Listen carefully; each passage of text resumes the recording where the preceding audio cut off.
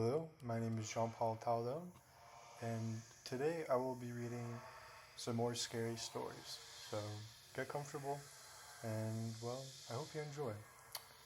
So, our first scary story will be The Origin of the Bubba Jacks by user Cage. In the early 1870s, a man named John Senley lived with his two daughters, Elizabeth and Haley. They owned a large flat land, devoid of trees or vegetation, upon which Mr. Senley had built a sturdy log house. The family owned plenty of livestock, especially sheep. It was a warm autumn afternoon. John had finished his daily chores and was lying in the grass with the sheep. He heard a distressed bleating near him and looked to see a limping lamb with blood running down its front left leg. Bite marks dotted the fur. John immediately went to grab his rifle. There was nothing he loved more than wolf hunting. Not only did it protect his sheep and family, but wolf skins sold for high prices in those days. John had hunted and killed more wolves than anyone he knew.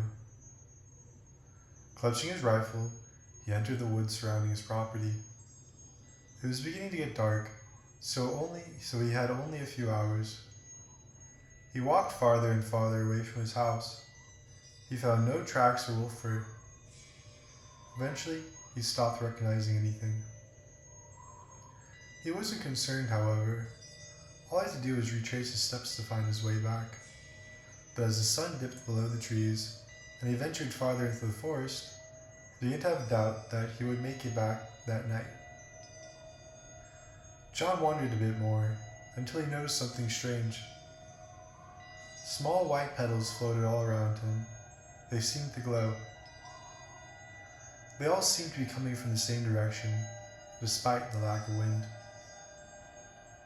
He walked towards what he assumed to be the source of the petals, and saw a faint light in the darkness. Hoping for a house, he headed towards it. He emerged from the forest into the small circular clearing and screamed. Hanging from the surrounding trees were bodies. They hung by their necks from thick burlap rope. Some were rotting and mostly skeletons, but a few were fresh and still full of blood. And then John noticed a small silver rose that sprouted in the middle of the clearing. The brown leaves around it rustled. As soon as his eyes landed on the flower, John was captivated. The rose held all of his greatest desires. Everything he had ever wanted or needed would be given to him by the flower. That is what it whispered to him. He slowly neared it, unable to look away. He kneeled before it, forgetting the bodies that surrounded him. He hesitantly brought his hands to the rose. His fingertips touched it, and he was hit with a massive feeling of sadness. No words could describe the sorrow he felt. It was overwhelming. It felt like a tidal wave of horrible feelings had penetrated his being. He reared back around and screamed out of despair. He looked down to see that he had picked the rose from the ground. It whispered to him in an enchanting voice. "Choose one," it said. John looked around. A few unused nooses hung around him. The only way to end his sorrow was to end himself. He thought nothing of his daughters as he put his head through one of the nooses. He climbed the tree and prepared to jump. His body tensed and he let go.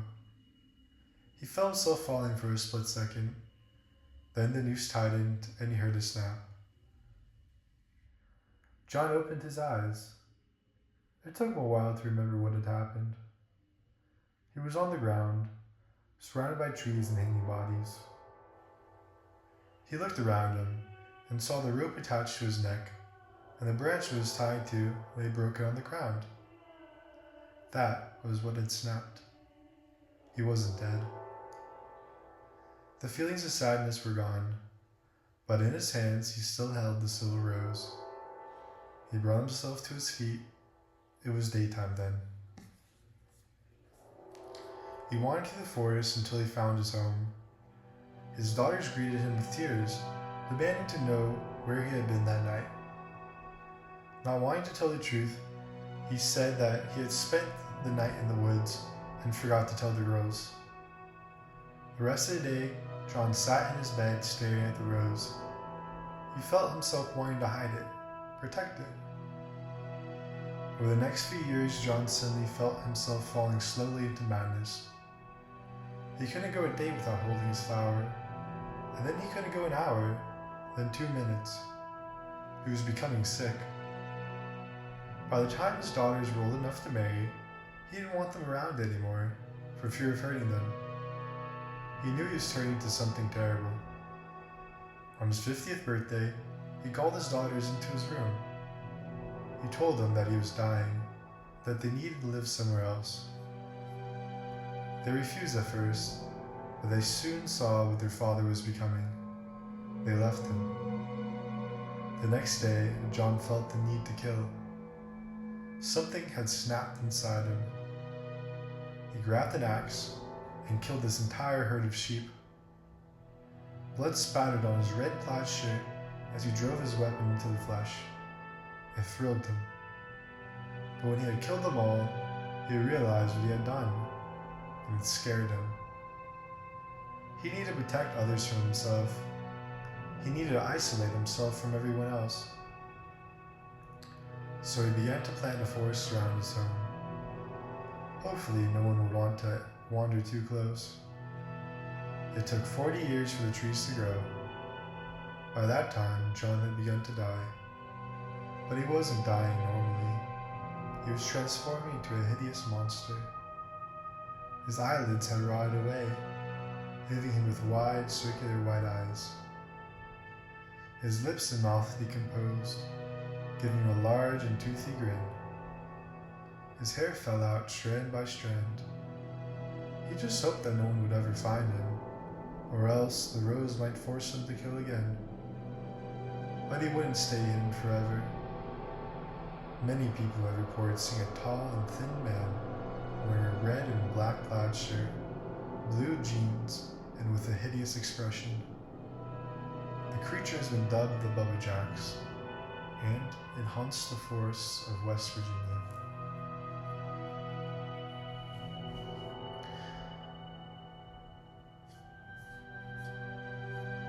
The next story is Extra Crispy, Extra Wong, written by Coop and Dakai, or Coop and Kai. Yes. A road trip, a challenge, a stop we should never have made. This happened 2 months ago. I'm not a food critic, just a guy doing a fun road trip through the Northeast. My friends tagged along, I'll call him Coop for privacy. We made up a challenge, 15 fast food stops in 15 days. I filmed quick reviews, rated fries, and debated sauces. Coop didn't want to be on camera, but he was all in on eating. We kept the challenge lighthearted, a way to pass the time between long stretches of highway. It was supposed to be fun. Stop 13 was a KFC in small Maine town, tucked off a foggy back road. Everything nearby was closed. Rain blurred the windshield, and the street lights bounced off wet pavement. The smell of pine and wet concrete hang in the air, mixing with occasional gusts of damp earth through the car vents. The town itself felt quiet in a way that went beyond the hour. No late-night gas station activity, no glowing signs of life beyond the flickering red open in the window. It was around 9:30 p.m. when we parked. Inside, the air carried the stale scent of fryer oil, but there was no kitchen clatter, no hum of drive-thru orders, just fluorescent lights buzzing weakly overhead, and one man behind the counter. Tall, pale, still. His clothes were dark, soaked in patches like he'd walked through the deep puddles, though there was no sign of an umbrella or jacket. He stared at us for a few seconds, expression unreadable, before finally saying, "Dine in?" The way he spoke was off, like the word itself felt foreign on his tongue. "Yeah," Coop replied. 3-piece combo, extra crispy. The man didn't acknowledge the request. He didn't enter the order into a register. He just turned and disappeared through the kitchen door without a word. leaving us standing there. We sat near the drink machine, the silence thick around us.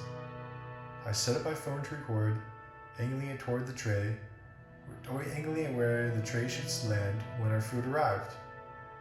Normally, Coop would have cracked a joke, something about the way these places always felt vaguely liminal at night. This time, it was quiet, eyes fixed on the hallway where the man had gone. When the man returned, carrying the food in his hands instead of on a tray, he set it down. Chicken, biscuit, mashed potatoes. Without looking at us, his movement slow, deliberate. Then, just as silent as before, he walked toward a hallway marked employees only. Halfway down the hallway, he stopped. He didn't turn. He didn't continue walking. He simply stood there, as if frozen mid-step. His arms hung loosely at his sides, fingers slightly curled. He wasn't facing the kitchen. He wasn't even facing us. Just staring ahead at nothing, motionless. His clothes were wetter than before. The damp patches had spread, his sleeves, his pant legs. Water dripped steadily onto the tile beneath him, forming a small, expanding puddle. But he hadn't left, hadn't gone outside, hadn't been anywhere near the door. Then, from the kitchen, a sound. Dragging. Something heavy across the tile. Metal groaning. Slow, steady. Coop stiffened beside me. He didn't say anything, but I saw the way his posture changed, how his fingers curled slightly against the edge of the table. I looked back at the man, his head tilted, just slightly. Then his mouth twitched, like he was trying to smile, but had forgotten how. Then, through the narrow crack in the swinging kitchen door, I saw it. Too tall, too bent. Its limbs were wrong, angles where there shouldn't be any angles. Its skin, like soaked parchment, stretched thin and gray. It moved like it wasn't used to having a body, like it had never worn one before, like it wasn't doing it right. The kitchen's light flickered, and it was gone. We didn't talk. We didn't react beyond standing, pushing our chairs in as smoothly as possible, walking toward the door at a steady pace. No panic, no sudden movement. We didn't want to see what happened if we did. We drove until the highway came back into view and streetlights replaced the ghostly dark of the town we had left behind. Neither of us said a word. I kept my hands steady on the wheel, driving farther and farther away from that restaurant, my thoughts spiraling into quiet disbelief. At some point, we pulled off for gas, but neither of us said much. Coop glanced towards the food display inside the convenience store, but didn't grab anything. I didn't ask. The hunger had drained both of us completely. I deleted the footage from my phone without watching it, fingers moving automatically across the screen as if my brain refused to process the idea of playing it back. I didn't want to see what might have been. I didn't want to see what might have been caught in the frame. Maybe nothing at all. Maybe too much. I've never finished the fast food challenge. Arby's and Sonic were supposed to be next. They never happened. Ever since that night, I have not felt hungry for fast food. I haven't even thought about it. Haven't had a craving. Haven't wondered about what new specials might be running at drive-thrus. It's like something cut the cord connecting me to it, severed whatever interest I might have had. Not even a little. Especially not KFC. Now, some may take Ozempic, and some may see cryptids. Both are viable options in learning how to not become pre-diabetic and lose weight and have healthy blood sugars. So if you ever find yourself eating too much fast food, go to the store, go to this KFC. You might see the bad guy and not want to eat fried chicken again or any fast food.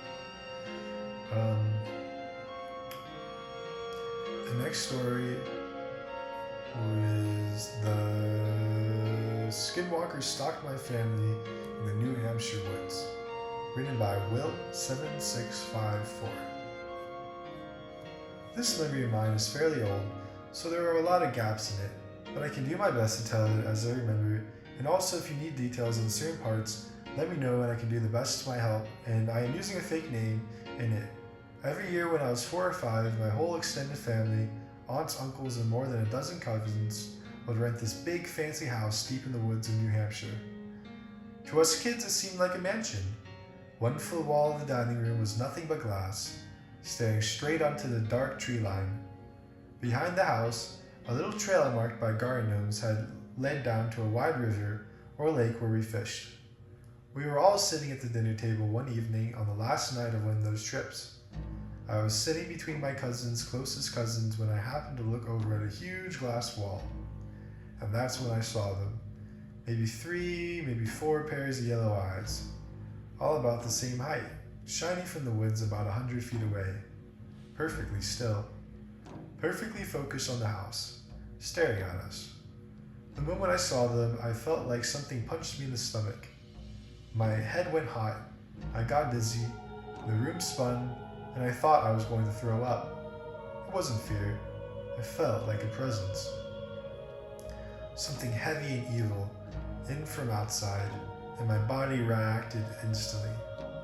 I said nothing, just tried to stay upright. Afterwards, I was supposed to go fishing with my dad. I was still sick and feverish, but I didn't want to miss it. So we grabbed our rods and walked the gnome trail down to the water. Something in the woods followed us the entire way. You could hear it pacing us, not crashing, not curious, but moving step for step like a predator, shadowing us from the trees. It stayed with us all that way to the river, and all the way back to the house. That night, my fever got really bad, so my parents put me in a bedroom near the front door so they could check on me more easily. I couldn't sleep. I kept drifting in and out, feeling awful.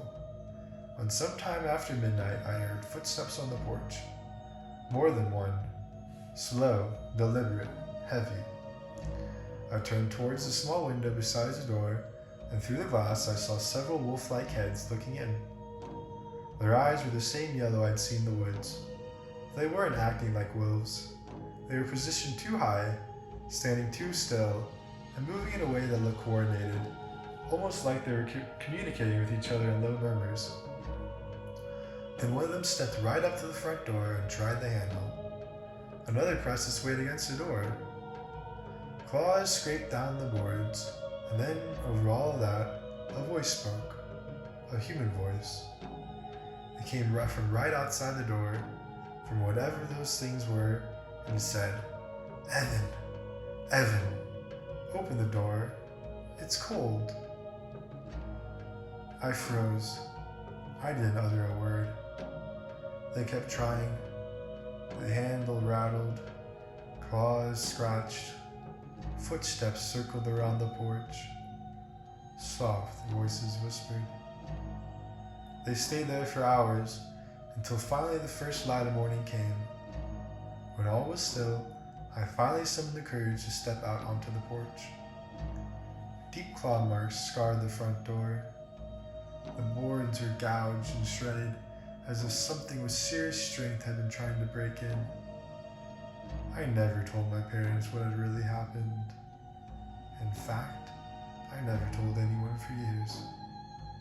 My family never rented that house again. And to this day, I still don't know what stood on the porch whispering my name. And then Will 7654 says, "I am willing to answer any questions, FYI. Adriana XD responded that, eek. Not sure what she was responding to. Did they ever come back if those things were supposed to fix it? Ooh, so she was actually replying to someone else who wrote, did they ever come back? If real, those things are supposed to fixate on a single family or person. Now, that would be quite a pain in the ass, having to deal with a skinwalker for the rest of your life. I would not appreciate that.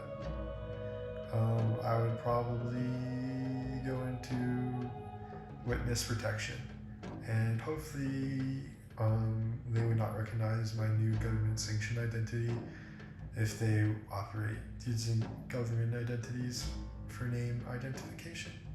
Unless like your names are like printed onto your soul or something, like internally, that would suck. Will76543 responded to Adriana, who asked, did they ever come back? And he said, hi, it's me, the OP. I couldn't get to the account I posted on, but one, it is real, and two, recently here in Colorado, I have seen similar animals near my house. That sucks. Hopefully they're just coyotes. The next story is written by Gorgamus the Great, who I read a story from earlier. The name of the story is The Sighting That Stopped Me Fishing on the River at Night. Let's start out. This is not my story, but my friend's story. Location, Louisiana. I was getting my boat ready on my dock with my friend Rex. I loaded up all my gear and bait, took the rope off the mooring post, and headed up to one of my secret fishing spots. The swampy smell filled my nose when we powered up the river. When we reached the spot, we powered down the motor and tossed in the anchor. We got our fishing rods baited up and threw our lines in. Then suddenly, I had this feeling of eyes watching me from beyond the bank. I managed to shake it off. I also noticed there were no fish, no birds singing, and no other boats. Then Rex got a gigantic tug that nearly pulled him off the boat. Whatever it was extremely strong. He fought it around the back of the boat until the line was snapped, sending Rex flying backwards. What the heck was that? Rex yelled. You probably got a gator, I said. I quickly looked over the back, but saw a big stir of silt where the battle happened, but no sign of the catch. So we headed up the river to my next spot. Over the motor, I could hear twigs snapping like something or someone was following us. It stopped when we stopped, and started when we started moving again. Whatever it was had followed us all the way to the spot and stopped there. We were anchored there until dark, and still no fish, so we ate leftover pizza and drank a few Cokes. When we were done, we called it a night and started to head back. As we were headed down, Rex powered down the motor and tapped me on the shoulder. On the bank over there, do you see that? He said. I looked where he was pointing at, and sure as heck there was a shape moving along the bank. Rex put the stealth motor in the water and quietly moved to the bank to shine a light on it. As we did, I was shocked at what I saw. It stood about 7 to 8 feet tall. It was hunched over, covered in brownish green scales with 3 rows of spiny scales down its back. Its arms were long, ending with reptilian-looking hands with long clawed fingers, and its legs were long with theropod-looking feet. It stopped walking as the light shined on it. Then it turned to look at us. Its head was like a human but scaly with a mohawk of spines. I noticed the eyes were glowing a bright red. Its head slowly followed us as we steadily drifted past it. When it moved, we took off all the way to the ramp. I still fish those rivers, but I've never seen the creature again. Doggone Demon 725 says, fuck me, I live in southern Louisiana. Please tell me where you were because my boat is slow as hell and I don't think I can outrun that if I see it.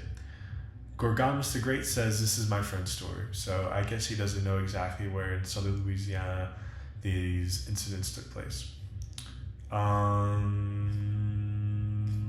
yeah. Dollar General Poltergeist, written by Needle. Alright, let's kick it off. I work at Dollar General as a key holder. I just do a little more than cashier, like opening the store. When I first started at the job, my boss, I'll call her Amy for privacy, Amy and a few co-workers just joked around about a ghost that haunted the store. I personally believed in ghosts and demons, so this naturally put me on edge, but I just pushed it aside and put on a smile. A few weeks go by and I mostly had a day shift from 8 a.m. to 3 p.m., but today on a Friday in December, I had my first night shift. I was a little nervous because around 7 p.m. the sun started to set and I was up at the register alone. The person I was working with, Amy, so she can show me how closing worked. As I checked out the last customer after a long line, I noticed how quiet it was. I sat up there picking up trash and receipt that people threw on the ground instead of putting it in a trash can. Just then, the automatic doors that slid open and closed when they sense movement started open and close on their own very quickly. I stared in shock for a few moments, then once I came into my senses, an old woman was saying hello to me at the register. I looked at her, and then at the doors they didn't move and no one seemed to notice what had just happened, so I went on like normal till we closed and locked up the doors. Now, before we are allowed to leave, we have to count down the money and lock up. Since I was the cashier that night, I wasn't allowed to handle the money in the safe, so I was allowed to sit in the break room while Amy counted the money. While I sat there, I felt a cold that didn't bother me till I felt like something was watching me. I looked around and I saw someone ran by the door. I got up and poked my head out, but no one was in the hall. After about 30 minutes, we were able to go home. Nothing like this happened to me till I got a raise and became a key holder. One Sunday night, I was in the back room picking up trash and storing products. It was quiet till I heard the door slide open. I stopped and stood there as I turned. A stack of boxes filled with DVDs fell on me. Thankfully, I wasn't harmed much, only a few bruises and scrapes, but I swear the stack was neatly stacked up and didn't lean, but no one seemed to believe me.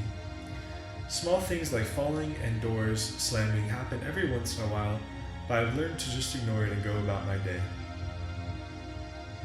So the admin of this website told Needle, please do not submit the story more than once. If you were going to post it with your account, you should have done it the first time rather than double posting.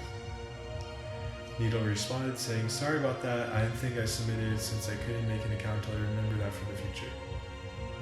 So, looks like Needle is on the watch. Poor guy. Didn't mean any harm by that.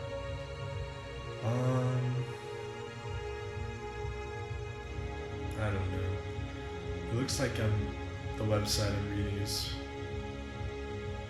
kind of a dead end. But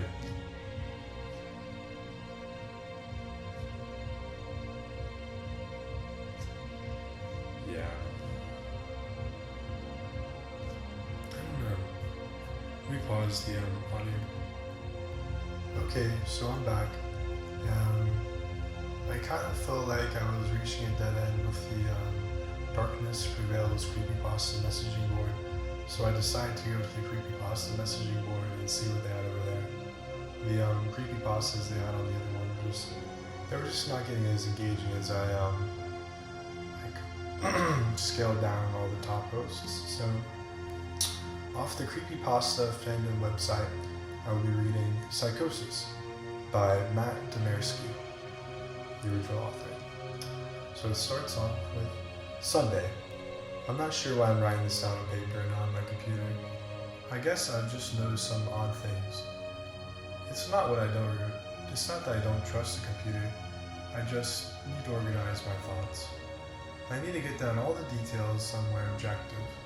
Somewhere I know that what I write can't be deleted or changed. Not that that's happened. It's just everything blurs together here, and the fog of memory lends a strange cast of things. I'm starting to feel cramped in a small apartment. Maybe that's the problem. I just had to go and choose the cheapest apartment, the only one in the basement. The lack of windows down here makes day and night seem to slip seamlessly. I haven't been out in a few days because I've been working on this programming project so intensively. I suppose I just wanted to get it done. Hours of sitting and staring at a monitor can make anyone feel strange. I know, but I don't think that's it. I'm not sure when I first started to feel like something was odd.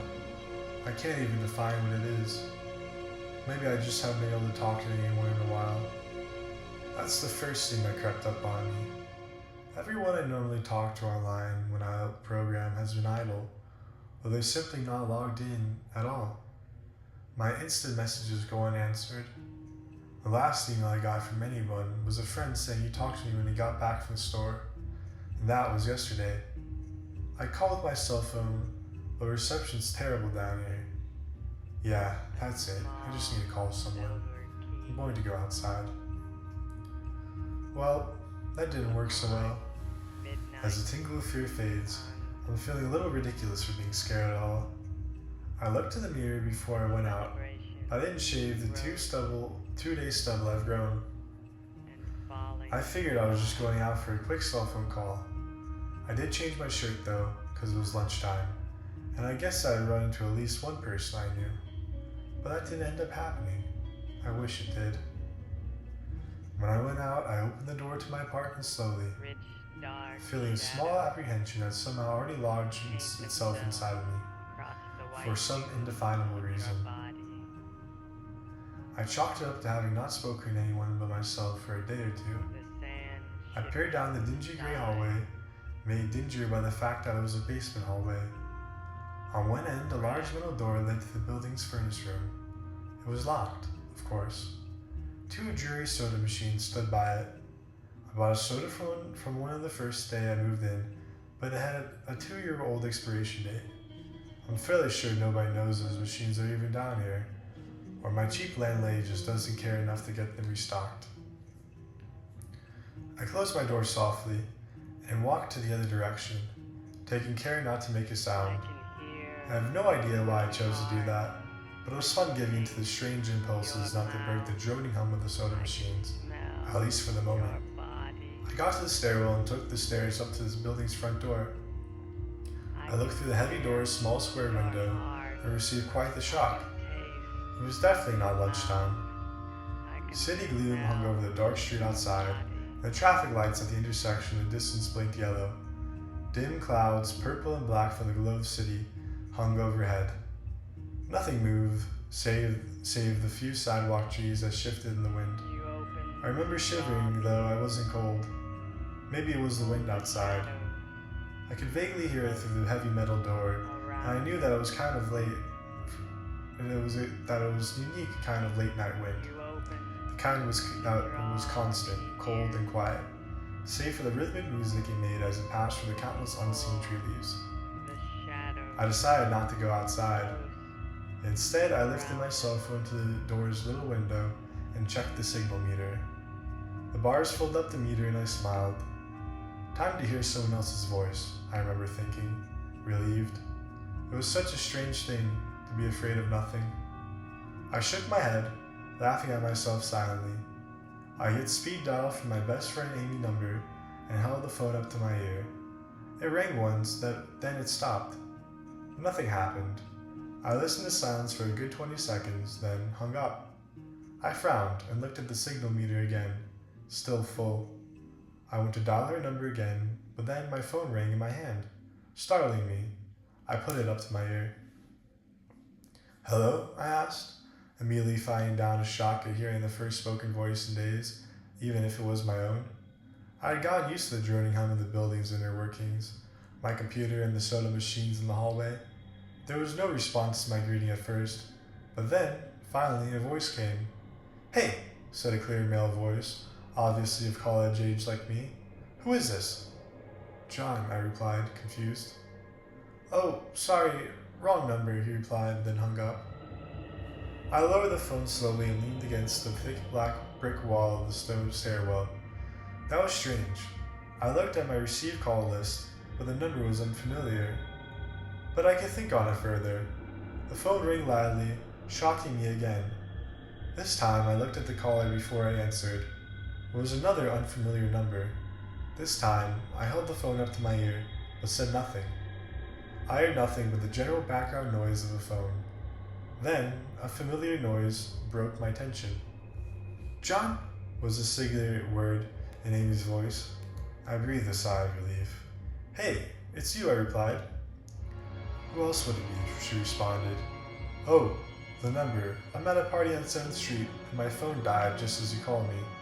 This is someone else's phone, obviously. Oh, okay, I said. Where are you? She asked. My eyes glanced over the drab white washed cylinder block walls and the heavy metal door with its small window. At my building, I sighed. Just feeling cooped up. I didn't realize it was so late. You should come here, she said, laughing. Nah, I don't feel like looking for some strange place by myself in the middle of the night, I said, looking out the window of the silent, windy street that secretly scared me just a tiny bit.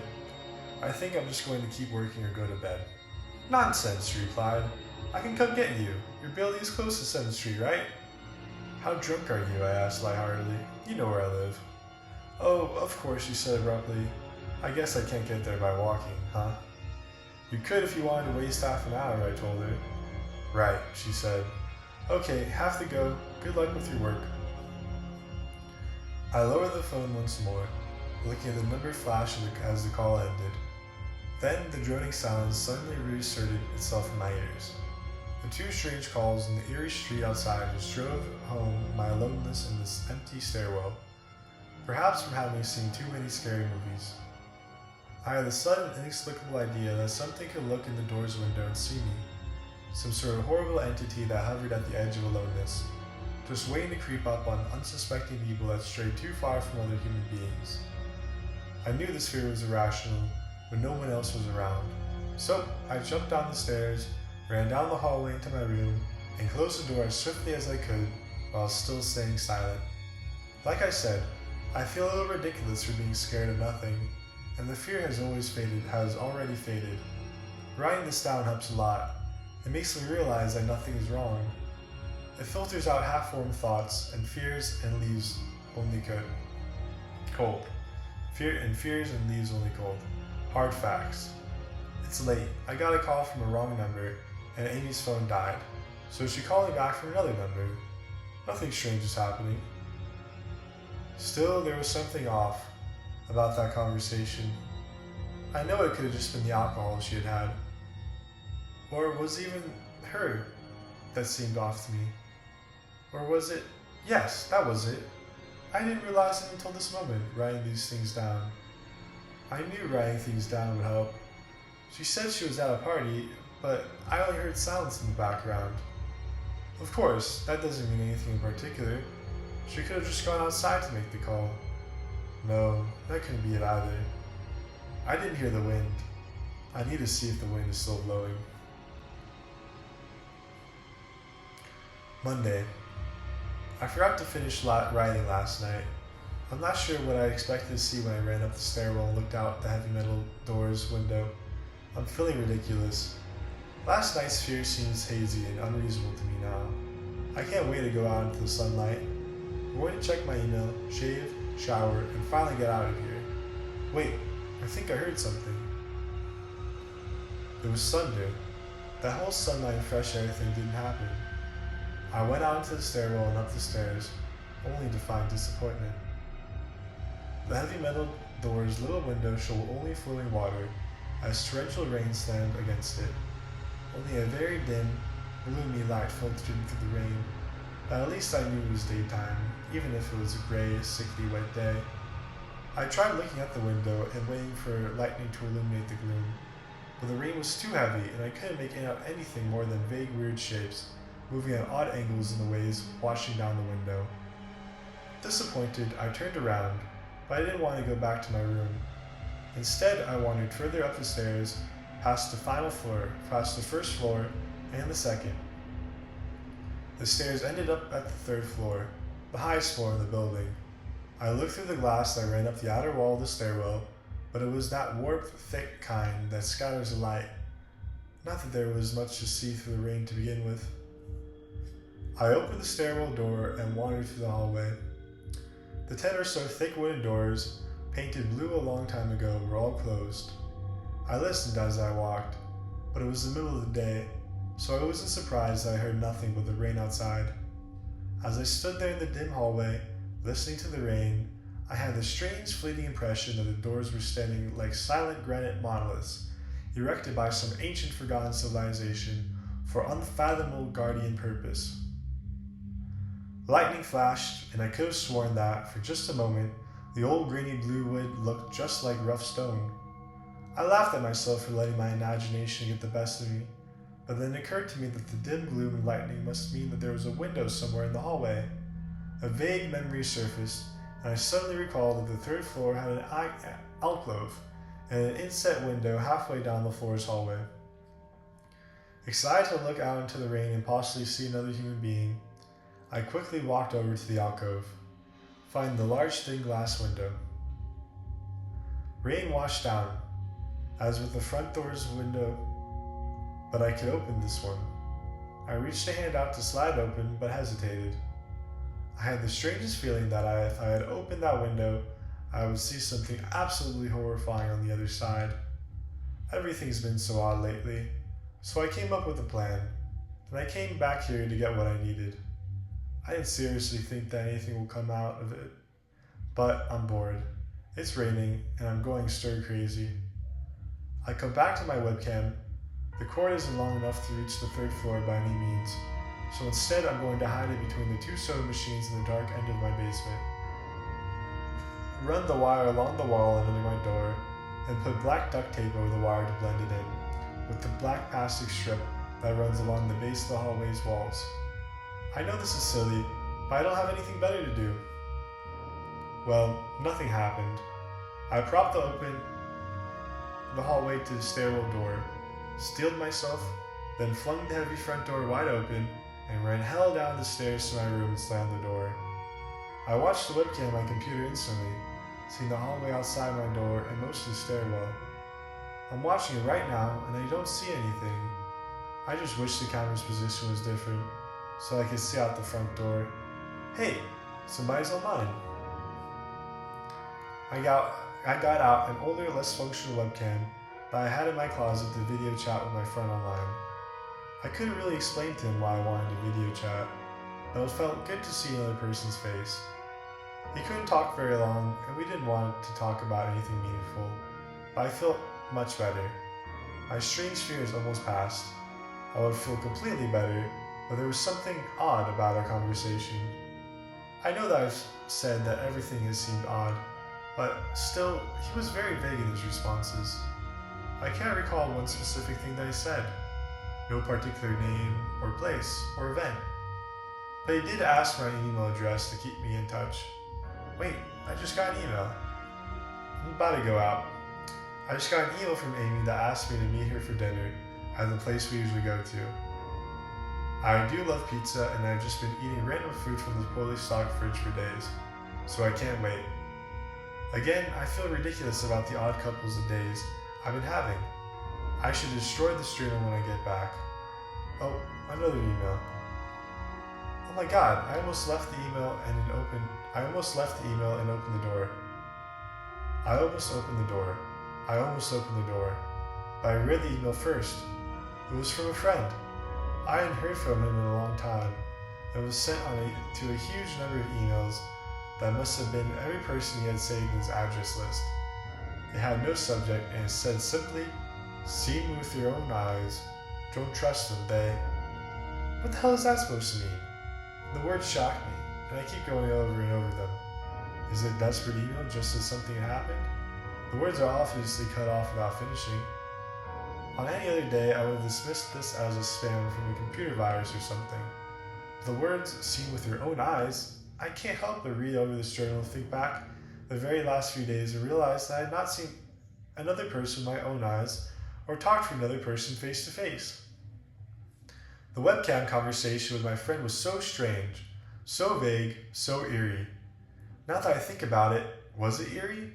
Or is this fear clouding my memory? My mind toys with the progression of events I've written here, painting out that I have not been presented with one single fact that I had not specifically gave out unsuspectingly. The random wrong number that got my name and subsequent strange return call from Amy, the friend that asked for my email address. I messaged him when I first saw him online, and then I got my first email a few minutes after that conversation. Oh my god. That phone call with Amy, I said over the phone. I said that I was within half an hour's walk of 7th Street. They know I'm near there. What if they're trying to find me? Where is everyone else? Why haven't I seen or heard anyone in days? No. This is crazy. This is absolutely crazy. I need to calm down. This madness needs to end. I don't know what to think. I ran about my apartment furiously, holding my cell phone up to every corner to see if it had gotten signal through the heavy walls. Finally, in the tiny bedroom, near one ceiling corner, I got a single bar. Holding my phone there, I sent a text message to every number in my list. Not wanting to betray anything about my unfounded fears, I simply sent, "You seen anyone face to face lately?" At that point, I just wanted any reply back. I didn't care what that reply was, or if I embarrassed myself. I tried to call someone a few times, but I couldn't get my head up high enough, and if I wrapped my cell phone down enough, even an inch, it lost signal. Then I remembered the computer and rushed over to it, instant messaging everyone online. Most were idle or away from their computer. Nobody responded. My messages grew more frantic, and I started telling people where I was and to stop by in person for a host of barely passable reasons. I didn't care about anything by that point. I just needed to see another person. I also tore apart my apartment looking for something that I might have missed. Some way to contact another human being without opening the door. I know it's crazy. I know it's unfounded. But what if? What if? I just need to be sure. I taped the phone to the ceiling in case. Tuesday. The phone rang. Exhausted from last night's rampage, I must have fallen asleep. I woke up to the phone ringing and ran to the bathroom, stood on the toilet, and flipped open the phone taped to the ceiling. It was Amy, and I feel so much better. She was really worried about me, and apparently had been trying to contact me since the last time I talked to her.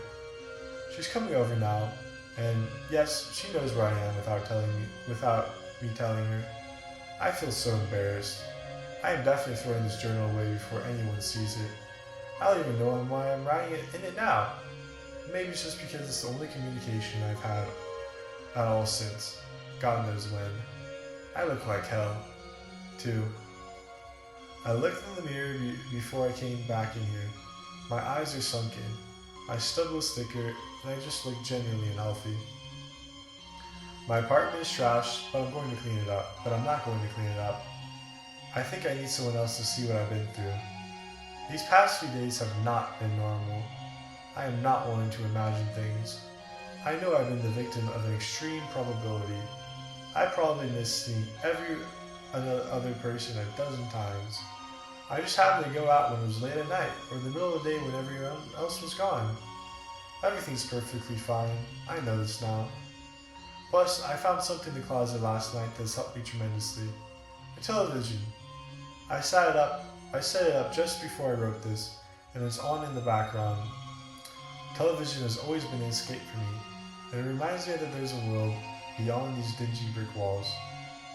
I'm glad Amy's the only one that responded to me after last night's frantic pestering of everyone I could contact. She's been my best friend for years.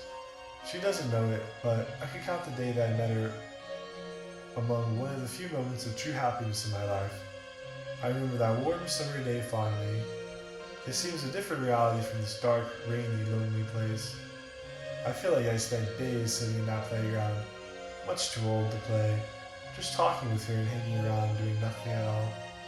I still feel like I can go back to that moment sometimes. It reminds me that this damn place is not all that there is. Finally, a knock on the door. I thought it was odd that I couldn't see her through the camera I hid between those soda machines. I figured that it was bad positioning, like when I couldn't see out the front door. I should have known. After the knock, I yelled through the door jokingly that I had a camera between the soda machines, because I was embarrassed myself that I had taken this paranoia so far. After I did that, I saw her image walk over to the camera and look down at it. She smiled and waved. "Hey," she said to the camera politely, giving it a worried look. "It's weird, I know," I said to the mic attached to my computer. "I've had a weird few days." Must have, she replied. Open the door, John. I hesitated. How could I be sure? Hey, humor me a second here, I told her through the mic. Tell me one thing about us. Just prove to me that you're you. She gave me the camera a weird look. Alright, she said slowly, thinking. We met randomly at a playground when we were both way too old to be there. I sighed deeply as reality turned and fear faded. God, I had been so ridiculous. Of course it was Amy. That day wasn't anywhere in the world except in my memory. I had never even mentioned to anyone, not out of embarrassment, but out of a strange secret nostalgia and a longing for those days to return. If there was some unknown force at work trying to trick me, as I feared, there was no way that they could know about that day. Haha, alright. I'll explain everything, I told her. Be right there. I ran to my small bathroom and fixed my hair as best as I could. I looked like hell, but she would understand. Snickering at my unbelievable behavior and the mess I had made of this place, I walked to the door, I put my hands on the doorknob and gave the mess one last look. So ridiculous, I thought. My eyes traced over the half-eaten food lying on the ground, the overflowing trash bin, and the bed I had tipped to the side, looking for God knows what. I almost turned to the door and opened it, but my eyes fell on one last thing. The old webcam. The one I used for the rarely vacant chat with my friend. Its silent black sphere lay haphazardly tossed aside. Its lens pointed to the table where this journal lay. An overwhelming terror took me as I realized that if something could see through that camera, it would have seen what I just wrote about that day. I asked her for anything about us, and she chose the only thing in the world that I thought it did not know. But it did. It did. It did. It could have been watching me the whole time. I didn't open the door. I screamed. I screamed in uncontrollable terror. I stomped on the old webcam on the floor. The door shook, and the doorknob tried to turn, but I didn't hear Amy's voice from the door. Was the basement door made to keep out drafts too thick? Or was Amy not outside? Who could have been trying to get in, if not her? What the hell is out there? I saw her on my computer through the camera outside. I heard her on the speakers through the camera outside. But was it real? How could I know? She's gone now, I screamed, and shouted for help. I piled up everything in my apartment against the front door. 1 second. Alright. This is Friday and there's going to be one day left after this. Friday. At least I think that it's Friday. I broke everything electronic. I smashed my computer to pieces. Every single thing on there that could have been accessed by network access or worse, altered. I'm a programmer, I know. Every little piece of information I gave out since this started, my name, my email, my location, none of it came back from outside until I gave it out. I've been going over and over what I wrote. I've been pacing back and forth, alternating between stark terror and overpowering disbelief. Sometimes I'm absolutely certain some phantom entity is dead set on the simple goal of getting me to go outside. Back to the beginning, with the phone call from Amy, she was effectively asking me to open the door and go outside. I keep running through it in my head. One point of view says I've acted like a madman, and all this is the extreme convergence of probability. Never going outside at the right times by pure luck. Never seeing another person by pure chance. Getting a random nonsense email from some computer virus at just the right time. The other point of view says that this extreme convergence of probability is the reason that whatever's gone out there hasn't gotten me already. I keep thinking, I never opened the window on the 3rd floor. I never opened the front door. Until that incredibly stupid stunt with the hidden camera, after which I ran straight for my room and slammed the door. I haven't opened my stall door since I flung open the front door of the building. Whatever's out there, if anything's out there, never made an appearance in the building before I opened the front door. Maybe the reason wasn't in the building already, was that I was elsewhere getting everyone else. And then it waited until I betrayed my existence by trying to call Amy, a call which didn't work, until it called me and asked me my name. Terror literally overwhelms me every time I try to fit the pieces of this nightmare together. That email, short, cut off, was it from someone trying to get a word out? Some friendly voice desperately trying to warn me before it came? Seen with my own eyes, don't trust them. Exactly what I've been so suspicious of. It could have been masterful control of all things electronic, practicing its insidious deception to try to trick me to coming outside. Why can't it get in? It knocked on the door. It must have had some solid presence, the door. The image of those doors in the upper hallway as guardian monoliths flashed back in my mind every time I traced the path of my thoughts. If there is some phantom entity trying to get me to go outside, maybe it didn't go through doors. I keep thinking back over all of my books I've read or movies I've seen, trying to generate some explanation for this. Doors have always been such intense foci of human imagination.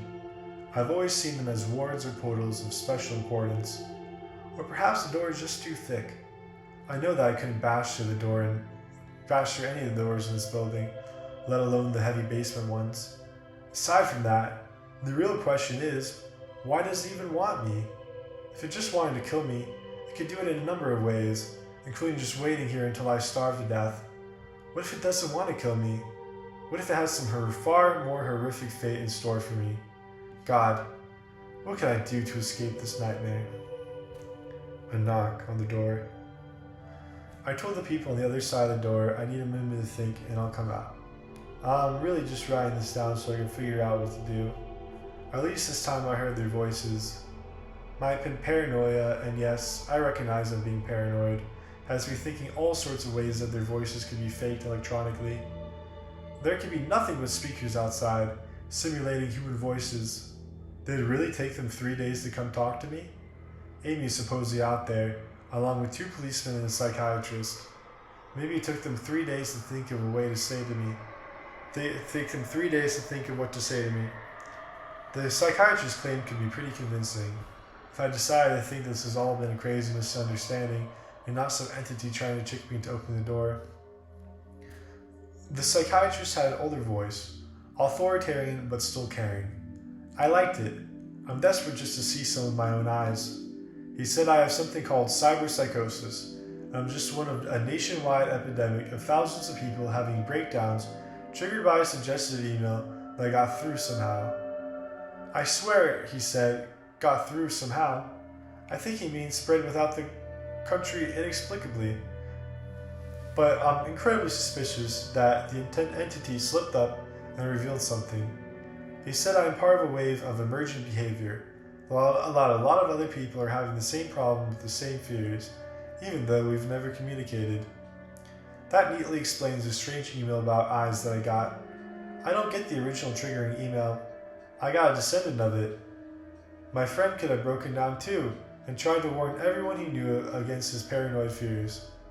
That's how the problem spreads, the psychiatrist claims.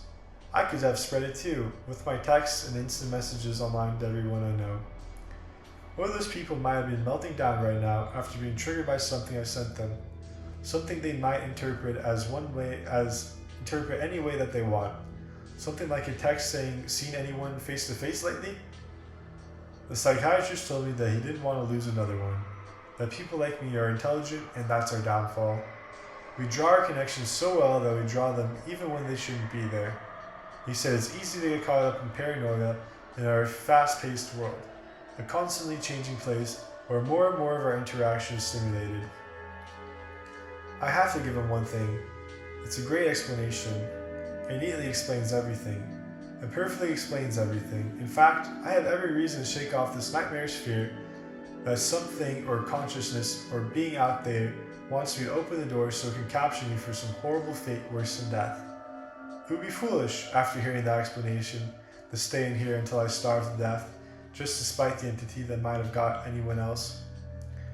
It would be foolish to think that, after hearing that explanation, I might be one of those last people left alive on an empty world, hiding in my secure basement room, spitting some unthinkable deceptive entity just by refusing to be captured. It's a perfect explanation for every single strange thing I've seen or heard, and I have every reason in the world to let all of my fears out and open the door. That's exactly what I'm not going to do. How can I be sure? How can I know that's real and what's a deception? All these damn things with their wires and their signals that originate from unseen origins, they're not real. I can't be sure. Signals through a camera, fake video, deceptive phone calls, emails, even the television lying broken on the floor. How can I possibly know it's real? It's just signals, waves, light. The door. It's bashing on the front door. It's trying to get in. What insane mechanical contrivance could it be using to simulate the sound of men attacking the heavy wood so well? At least I'll finally see with my own eyes. There's nothing left in here for me to deceive me with. I ripped apart everything else. It can't deceive my eyes, can it? See with your own eyes, don't trust them. Wait, was that this message trying to tell me to trust my eyes? Or warning me about my eyes too? Oh God, what's the difference between a camera and my eyes? They both turn light into electrical signals. They're the same. I can't be deceived. I have to be sure. I have to be sure. Date unknown. I calmly asked for a pen and paper, day in and day out, until they finally gave them to me. Not that it matters. What am I going to do? Poke my eyes out? The bandages feel like part of me now. Pain is gone. I figure this will be one of my last chances to write legibly, as without my sight to correct mistakes, my hands will so slowly forget the motions involved. This is a sort of self-indulgence, this writing. It's a relic of another time, because I'm certain everyone else left in the world is dead, or something far worse. I sit against the padded wall, day in and day out. The entity brings me food and water, then masks itself as a nurse, as an unsympathetic doctor. I think it knows that hearing has sharpened considerably now that I live in darkness. It fakes conversations in the hallways, on the off chance that I might overhear. One of the nurses talks about having a baby soon. One of the doctors lost his wife in a car accident. None of it matters. None of it is real. None of it gets to me. Not like she does. That's the worst part. The part I almost can't handle. The thing comes to me, masquerading as Amy. Its recreation is perfect. Sounds exactly like Amy. Feels exactly like her. Even produces a reasonable facsimile of tears that it makes me feel on its lifelike cheeks. When it first dragged me here, it told me all things I wanted to hear. It told me that she loved me, that she had always loved me, that I didn't understand why I did this, that we could still have a life together, if only I would stop insisting that I was being deceived. It wanted me to believe, no, it wanted me to believe that she was real. I almost fell for it, I really did. I doubted myself for the longest time. In the end, though, it was all too perfect, too flawless, and too real. The false Amy used to come every day, then every week, and finally stopped coming altogether. But I don't think that entity will give up. I think the waiting game is just another one of its gambits. I will resist it for the rest of my life if I have to. I don't know what happened to the rest of the world, but I do know this thing needs me to fall for its deceptions. If it needs that, then maybe, just maybe, I'm a thorn in its agenda. Maybe Amy is still alive out there somewhere, kept alive only by my will to resist the deceiver. I hold on to that hope, rocking back and forth in my cell to pass the time. I will never give in. I will never break. I am a hero. The doctor read the paper the patient had scribbled on. It was barely readable, reading the shaky script of one who cannot see.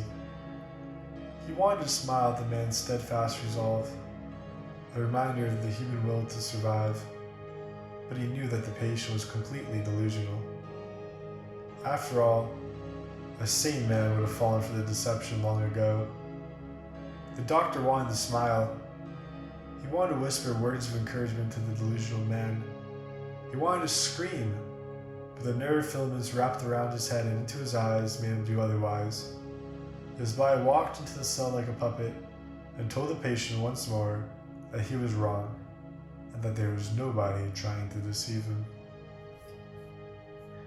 And on that note, I conclude today's Scary Stories Volume 2. I hope you had a great night or a great day and enjoy. So have a good one. Talk to you later.